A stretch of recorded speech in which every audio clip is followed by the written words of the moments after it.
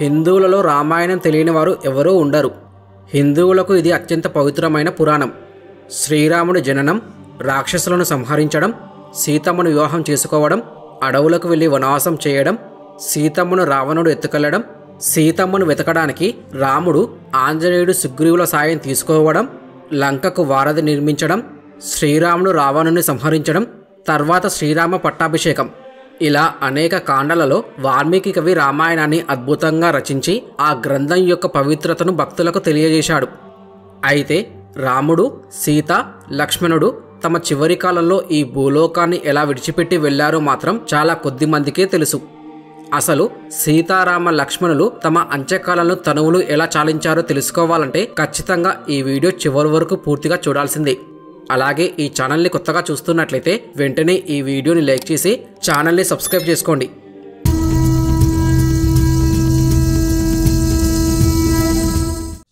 రావణుడి చెర నుంచి సీతాదేవిని రక్షించాక రాముడు సీతమ్మకు అగ్ని పరీక్ష పెడతారు. సీతమ్మకు పరీక్ష పెట్టినందుకు బాధపడ్డా ఆ పరీక్షకు ఒప్పుకొని ఆ పరీక్షలో సీతమ్మే గెలుస్తుంది. ఆ తరువాత సీతారామ లక్ష్మణులు అయోధ్యకు చేరుకుంటారు. తర్వాత శ్రీరాముడు ప్రజల కష్టసుఖాలను తెలుసుకుంటూ రాజ్యాన్ని చక్కగా పరిపాలిస్తుంటాడు.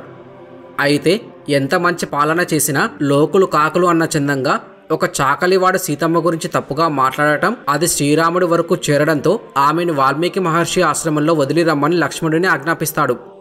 అలా సీతమ్మ ఎడబాటుతో శ్రీరాముడు అయోధ్య పాలన సాగించగా సీతమ్మ కవల పిల్లలైన లవకుశలకు జన్మనిస్తుంది. ఇక శ్రీరాముడు ఒకసారి అశ్వమేధ యాగ నిర్వహించినప్పుడు అశ్వమేధ యాగ గుర్రాన్ని అడవిలో 2 పిల్లలు బంధిస్తారు. అప్పుడు ఆ పిల్లలను పట్టుకోవడానికి సుగ్రీవుడు, లక్ష్మణుడు, ఆంజనేయుడు ప్రయత్నించి విఫలమవుతారు. ఆ పిల్లలు ఎవరో కాదు, శ్రీరాముడి కొడుకులు లవకుశులు. కానీ వాళ్ళు శ్రీరాముడి పుత్రులని గుర్తించలేకపోతారు. అప్పుడు లక్ష్మణుడు, ఆంజనేయుడు, సుగ్రీవుడు రాముడి దగ్గరకు వెళ్లి తమను 2 పిల్లలు ఓడించారని వివరిస్తారు. వెంటనే ఆ పిల్లలను చూడటానికి శ్రీరాముడు అడవికి వచ్చిన సమయంలో సీతాదేవి కనిపిస్తుంది. తన యాగగుర్రాన్ని పట్టుకున్నది తన కొడుకులే అని రాముడు గ్రహిస్తాడు.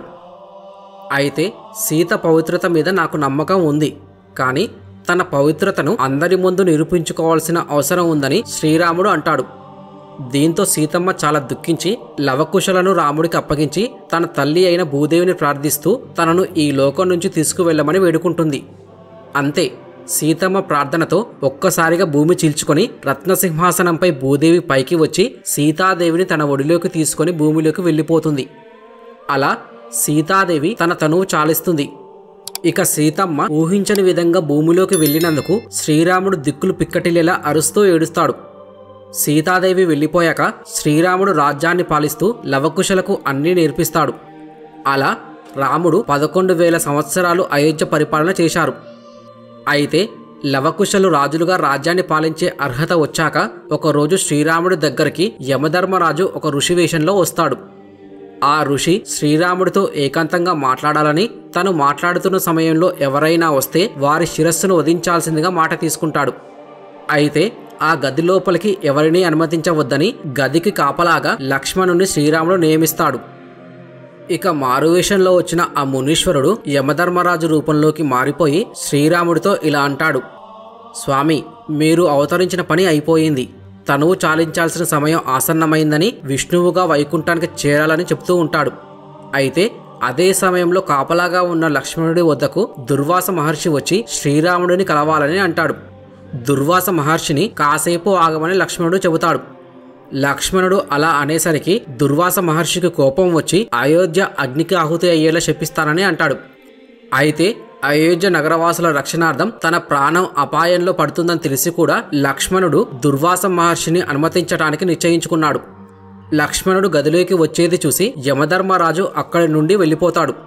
ఇక శ్రీరాముడు ఇచ్చిన మాట కోసం లక్ష్మణుడిని వధించలేక అన్నీ త్యజించి రాజ్యం నుండి వెళ్ళిపోవాలని, అది మరణశిక్షతో సమానం కావున అలా ఆజ్ఞాపిస్తాడు. అన్న తన వల్ల ఇచ్చిన మాట తప్పాడన్న బాధతో లక్ష్మణుడు సరయూ నదిలో తన తనువు చాలించి తన నిజరూపమైన శేషనాగు అవతారంలోకి మారిపోయాడు. ఇక లక్ష్మణుడు తనువు చాలించడంతో ఎంతో బాధపడ్డ శ్రీరాముడు తరువాత తమ్ముడు భరతుడికి రాజ్యపాలన అప్పగించి తాను ఈ లోకం నుండి వెళ్ళిపోవాలని అనుకుంటున్నట్లు చెప్తాడు. రాముడి మాటలు విన్న భరతుడు రాజ్యాన్ని 2 భాగాలుగా చేసి లవకుశలకు అప్పగించి తాను అన్న వెంట వెళ్లాలని నిర్ణయం తీసుకోగా శత్రుఘ్నుడు కూడా అదే నిర్ణయం తీసుకుంటాడు. అయితే ఆంజనేయుడికి రాముడంటే ఎంతో ప్రీతి. ఆంజనేయుడు ఉండగా శ్రీరాముడు అవతారం చాలించడం జరగని పని. ఒకరోజు ఆంజనేయుడు తోటలో విహరించడానికి వెళ్తాడు. ఆ సమయంలో శ్రీరాముడు తన చేతుకున్న ఉంగరాన్ని పక్కనే ఉన్న చిన్న రంధ్రంలో పడవేస్తాడు. ఆంజనేయుడు తిరిగి వచ్చాక శ్రీరాముడు ఆంజనేయుడితో, హే ఆంజనేయ, నా ఉంగరం ఈ చిన్న రంధ్రంలో పడిపోయింది, దానిని వెతకడానికి సహాయం చేయగలవా అని అడుగుతాడు. దానికి ఆంజనేయుడు సరే అని చెప్పి తన శరీరాన్ని భూమికి ఉన్న రంధ్రంలో పట్టేంత చాలా చిన్నదిగా మార్చేస్తాడు. అయితే లోపల దూరిన ఆంజనేయుడు ఆ ఉంగరాన్ని పట్టుకోబోతే అది ఇంకా లోపలికి వెళ్ళిపోతుంది. ఆంజనేయుడు దాని వెనకే వెళుతూ ఉంటాడు. అలా వెళ్తూ చాలా సమయం అయిపోతుంది. కొంచెం సేపటికి ఆంజనేయుడు పాతాళ లోకం చేరుకుంటాడు. పాతాళ లోకంలో సర్పాలకు రాజైన నాగరాజును కలుస్తాడు. ఆయనతో ఆంజనేయుడు, హే ప్రభు, నా రాముడి ఉంగరం పాతాళంలో పడిపోయింది, దయచేసి ఆ ఉంగరాన్ని నాకు ఇప్పించండి అంటాడు. అప్పుడు నాగరాజు ఈ విధంగా అంటాడు, నా దగ్గర ఉంగరాలతో ఉన్న ఒక ప్రదేశం ఉంది. భూమి నుండి ఏ ఉంగరం పడినా అక్కడే జమ అవుతుంది. మీరు ఆ ప్రదేశానికి వెళ్ళి ఉంగరాన్ని వెతుక్కోండి అని అంటాడు. సరే, అలాగే చేస్తాను అని చెప్పి ఆంజనేయుడు ఆ ప్రదేశం వద్దకు వెళ్తాడు. అయితే అక్కడ లెక్కలేనన్ని ఉంగరాలు ఉంటాయి. ఆంజనేయుడు రాముడి ఉంగరం కోసం వెతకగా కొంచెం సేపటికి ఉంగరం దొరుకుతుంది. దానిని తీసుకొని తిరిగి భూలోకం వైపు వెళ్తుంటాడు. కానీ పాతాళ లోకంలో సమయం చాలా నెమ్మదిగా గడుస్తుంది. పాతాళ లోకంలో ఒక్క క్షణం భూమిపైన కొన్ని సంవత్సరాలతో సమానం. అలా ఆంజనేయుడు అయోధ్య చేరుకునేసరికి చాలా కాలం గడిచిపోతుంది. హనుమంతుడు భూమి మీదకు వచ్చేసరికి రాముడు తనువు చాలించాలని అనుకుంటాడు. అది శ్రావణ మాసం. ఆ రోజు పూర్ణిమ, చంద్రగ్రహణ పర్వదినం. సరయూ నది నిండుగా ఉరకలెత్తి ప్రవహిస్తుంది. ఆ సమయంలో భరత శత్రుఘ్నులు ఇరువైపులా అంటిపెట్టుకుని నడుస్తుండగా మంగళ తూర్య నాదాలు మ్రోగుతుండగా శ్రీరాముడు సరయూ నదికి బయలుదేరాడు. అశేష ప్రజానీకం శ్రీరాముని అనుసరించారు. శ్రీరాముడు సరయూ నదీ జలాల్లో ప్రవేశించాడు. రాముడి వెనుకనే తమ్ముళ్ళు కూడా దిగారు. అప్పుడే గ్రహణం విడిపోయి నిండు చంద్రబింబం దేదీప్యమానంగా ప్రకాశించింది. సామ దేవ గాంధార హిందువుల సురట రాగాల మేళవింపుతో వీణాధ్వనులు దిక్కులు మారుమ్రోగుతూ వినిపించాయి. ఆకాశం నుండి జలజల అఖండంగా పూలవాన కురిసింది. సరయూ నది క్షీరసాగరంలాగా పూలరాశులతో నిండి ఉవ్వెత్తు కిరటాలతో వడివడిగా ప్రవహిస్తుంది. అంతకు ముందే క్షీరసాగరంలో సీతమ్మ తల్లి లక్ష్మీదేవిగా, లక్ష్మణుడు శేషతల్పంగా అమరి ఎదురుచూస్తున్నారు. భరత శత్రుఘ్నులు శంఖచక్రాలు కాగా రామావతారం చాలించి విష్ణువు లక్ష్మీదేవి సమేతంగా శేషతల్పం అలంకరించాడు. ఆంజనేయుడు వచ్చే సమయానికి రాముడు తన శరీరాన్ని విడిచిపెట్టి వెళ్ళిపోయాడు. ఆంజనేయుడు శ్రీరాముడిని ఆఖరిసారిగా కలవలేకపోయినందుకు ఎంతో దుఃఖిస్తాడు. అయితే ఆంజనేయుడు తన ఎడబాటును సహించలేడని రాముడికి ముందే తెలుసు. అందుకే హనుమంతుడిని పాతాళ లోకానికి పంపించాడు. అమరత్వం పొందిన కారణంగా హనుమంతుడు భూమిపైనే ఉండాల్సి వస్తుంది. ఏ గుడిలో అయితే రాముడి కథలు వినిపిస్తాయో అక్కడ భక్తులను ఆశీర్వదించడానికి ఆంజనేయుడు ఖచ్చితంగా వెళ్తాడు.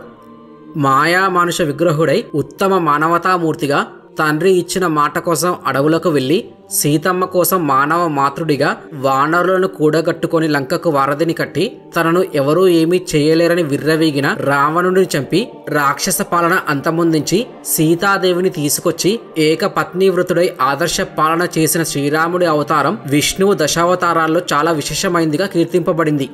మరి అంతటి పుణ్యపురుషుడైన శ్రీరాముడి గురించి మీరేమంటారో ఖచ్చితంగా కామెంట్ చేయండి.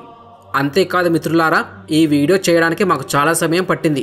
కానీ ఈ వీడియోని లైక్ చేసి ఛానల్ని సబ్స్క్రైబ్ చేయడానికి మీకు 2 సెకండ్లు కూడా పట్టదు. అందుకే ఈ వీడియో నచ్చితే తప్పకుండా లైక్ చేసి ఛానల్ని సబ్స్క్రైబ్ చేసుకోండి. ఈ వీడియో పూర్తిగా చూసినందుకు ధన్యవాదాలు. జై శ్రీరామ్.